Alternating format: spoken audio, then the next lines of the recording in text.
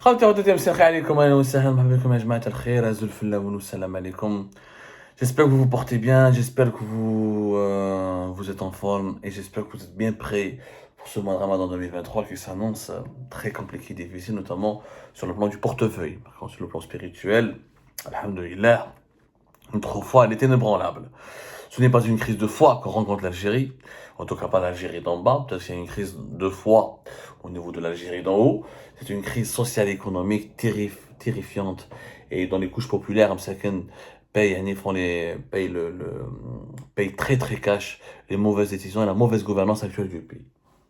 Justement, parlons des couches populaires. Abdelmajid Tebboune, lors de son dernier conseil des ministres le 20 mars 2023, s'est illustré par des instructions très fermes, très engagées.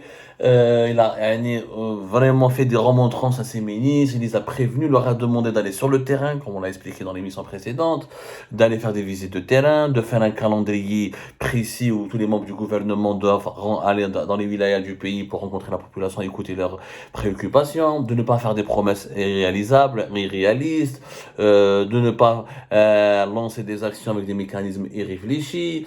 Il a insisté beaucoup sur le confort de la population, il a beaucoup insisté sur de ne pas, comme il dit, de ne pas promulguer des lois susceptibles de perturber la vie des citoyens. Il a demandé une coordination entre le directeur du cabinet de la présidence et le secrétaire général du gouvernement pour un suivi rigoureux et une exécution ferme des décisions du Conseil des ministres. Il a en plus, regardez ce qu'il a dit, ça, nous n'avons pas dit dans l'émission précédente. Il a demandé aux membres du gouvernement de s'abstenir définitivement de toute utilisation exagérée d'expressions politiques stéréotypées glorifiant les personnalités à travers tout support médiatique, et sous-entendant que toute activité du gouvernement, quelle qu'en soit la nature, est menée par instruction du président de la République. هذه ما فهمتهاش. هي شوفوا مليح la phrase. S'abstenir définitivement de toute utilisation exagérée d'expressions politiques, stéréotypées, glorifiant les personnalités, à travers tout support médiatique et sous-entendant que toute activité du gouvernement, quelle qu'en soit la nature, est menée sur instruction du président de la République. Yannick Claire, arrêtez d'utiliser le nom du président de la République, arrêtez d'utiliser arrêtez d'utiliser l'image du président dans vos actions, concentrez-vous sur votre travail et ne dites pas que toutes les actions du gouvernement sont faites ou là sont formulées par des instructions données par le président de la République. Il y a une contradiction là. Regardez une véritable contradiction. D'un côté, Tebboune demande à ses ministres de travailler, d'aller sur le terrain, de ne pas faire des fausses promesses ou des mauvaises promesses, d'écouter leurs préoccupations, d'améliorer leur niveau de vie. Et d'un autre côté, mais quand vous partez sur le terrain, ne glorifiez pas le président de la République, ne parlez pas au nom du président, et ne dites pas que votre politique dans votre département ministériel est menée sur l'instruction du président de la République. Mais elle est menée sur quelle instruction? Les ministres du gouvernement algérien sont censés appliquer un programme qui est validé, imaginé, élaboré, peaufiné, souhaité, voulu, imposé par le président de la République. Qu'est-ce que je هذه la phrase وحدها prouve que Abdelmajid Tebboune est en train de paniquer. Abdelmajid Tebboune panique, ya jma'a. Et vous savez pourquoi Abdelmajid Tebboune panique? Parce que depuis le mois de février, des services de sécurité, que ce soit la police, sur la gendarmerie, que ce soit les services secrets, lui ont fait parvenir des rapports sur un front social terrible, sur une colère populaire qui risque d'éclater à n'importe quel moment, sur un risque très élevé d'émeutes. La cherté de la vie, l'inflation galopante, les pénuries, l'indisponibilité des produits de première nécessité, le chômage qui demeure très élevé, l'absence de projets, de création de nouveaux emplois, la chape de plomb, l'impact de la répression politique, les fléaux sociaux, les problèmes, le salaire des Algériens qui n'arrivent même pas à faire nourrir des ménages, les ménages algériens qui plongent, qui sombrent dans la précarité parce que leur salaire, leur revenu ne leur suffisent même pas de tenir jusqu'à 2 semaines, mais même pas jusqu'à la fin du mois, au moins la moitié du mois. Les services de sécurité ont averti Abdelmajid Tebboune. D'ailleurs, la preuve, je ça fait un abat. À Annaba cette semaine, regardez comment des jeunes d'un quartier populaire enfoncé sur une caserne des services de sécurité pour libérer une personne originaire de leur quartier qui a été arrêtée. Ils ont estimé cette arrestation comme abusive, ou que sur la caserne, ils ont libéré la personne. Même il y a une descente de la police et une cinquantaine d'arrestations, mais les images montrent une population, un sentiment de colère populaire qui peut éclater n'importe quel moment. Alors, je vois comment la colère est en train de ronger profondément la rue algérienne. Il peut y avoir une explosion à n'importe quel moment. Surtout à Ramadan, le gouvernement algérien essaie de tout faire pour qu'il n'y ait pas de pénurie. Or, c'est un peu trop tard et il va en avoir parce que la politique imposée depuis 3 ans de restreindre les importations a provoqué mécaniquement un effet de domino. Et la politique de répression menée contre la spéculation, on a confondu la spéculation avec l'activité commerciale. Le nombre incroyable de commerçants qui ont été emprisonnés à cause, soi-disant, des pratiques de spéculation sur les produits de première nécessité, notamment les produits subventionnés par l'État.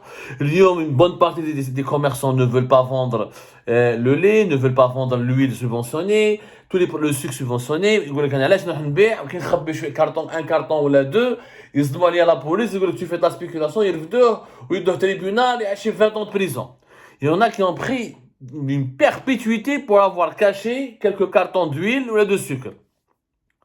Et souvent dans ces affaires-là, ce sont des affaires infondées, comme les promesses dont parle Majid Tebboune, parce que dans toute activité commerciale, il y a une activité de stockage de produits. Or, le stockage de produits de première nécessité, de produits subventionnés, ne signifie pas pour autant une tentative d'organiser une pénurie sur les marchés pour augmenter les prix. Les pénuries au moment du Ramadan, elles seront là et présentes parce que l'offre et la demande, elle est totalement déséquilibrée. Pendant 3 ans, nous avons réduit la facture des importations. Du coup, pour réimporter à nouveau, il faut donner plusieurs autorisations et importer, ça prend du temps. Il faut des domiciliations bancaires, il faut payer, il faut faire face à l'augmentation des prix sur les marchés mondiaux, à la dévaluation du dinar, mobiliser des devises, donc ça prendra du temps.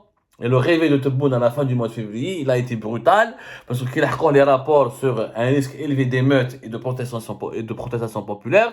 C'est là où il a décidé, je change de gouvernement, je change de politique. Et c'est là où il a commencé à dire que lorsque les ministres échouent, ce n'est pas moi, c'est de leur responsabilité. Lorsqu'un ministre réussit, c'est grâce au programme du président de la République. Kamal Zek, on l'a enlevé du ministère du Commerce, on l'a nommé conseiller auprès de la présidence. Cela prouve quoi? Cela prouve que Tebboune se contredit. Cela prouve que Tebboune a menti aux Algériennes et aux Algériens.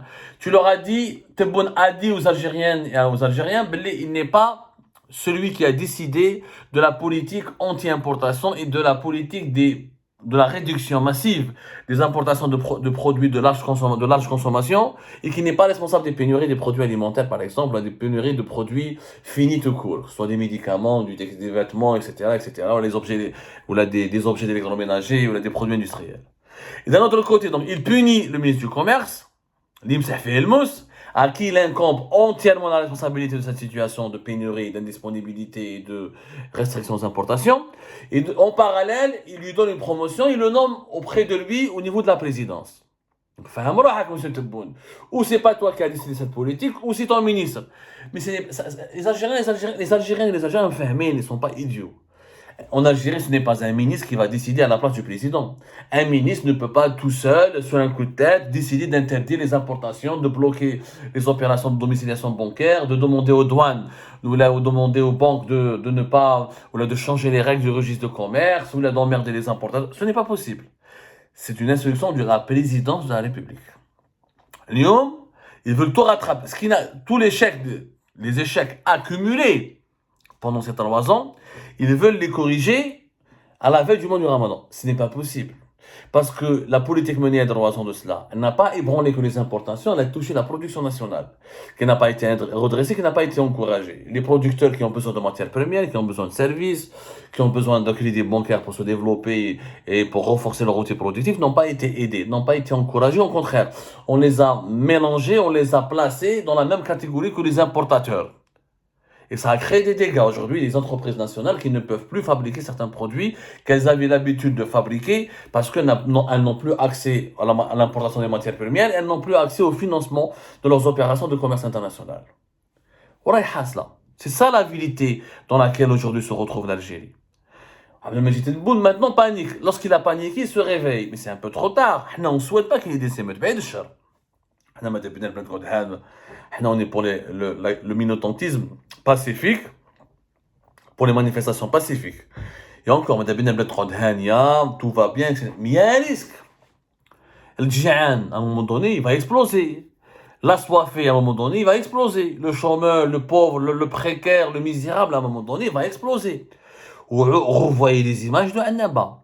Les médias algériens n'en ont pas parlé, ou lorsqu'ils en ont parlé, ils essayent de réduire ce qui s'est passé à Annaba à une simple expression d'un mouvement téléguidé par des voyous et des délinquants et au Malabalish ou... Non, pas du tout, à la Kouraltine, tous les jeunes qui ont attaqué une caserne ou un lieu un site précis des services de sécurité à Sidi Salem ne sont pas tous des voyous. Les 60 individus qui ont été écroués et 15 autres qui demeurent recherchés ne sont pas tous des criminels et des délinquants. Et même s'ils le sont, ce sont des citoyens d'un quartier populaire qui illustrent une grande colère populaire.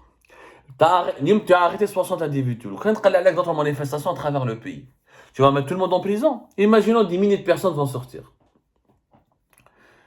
On ne peut pas dire que tout le monde on ne peut pas qualifier toute personne en colère d'être gangster.